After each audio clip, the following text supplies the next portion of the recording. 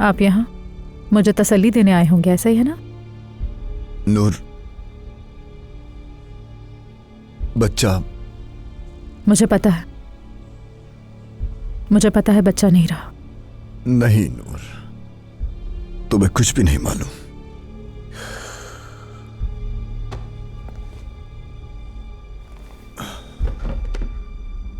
क्या? मुझे क्या नहीं मालूम? वो बच्चा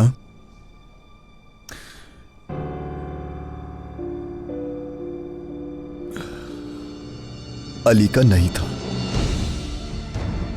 क्या? आपने क्या कहा? अली ने अलीना को हाथ तक नहीं लगाया, उसे सिर्फ जाल में फंसाया गया। क्या कह रहे हो? हाँ, ये क्या कह रहे हो मुझसे? अलीना ने उसे दवा देकर बेहोश कर दिया और हमने जाकर आईवीएफ करवाया। उस बच्चे का बाप मैं था। धोखा, इतना बड़ा धोखा, इतना बड़ा धोखा हमारे साथ। अल्लाह बर्बाद करे तुम लोगों को। मैं माफी चाहता हूँ।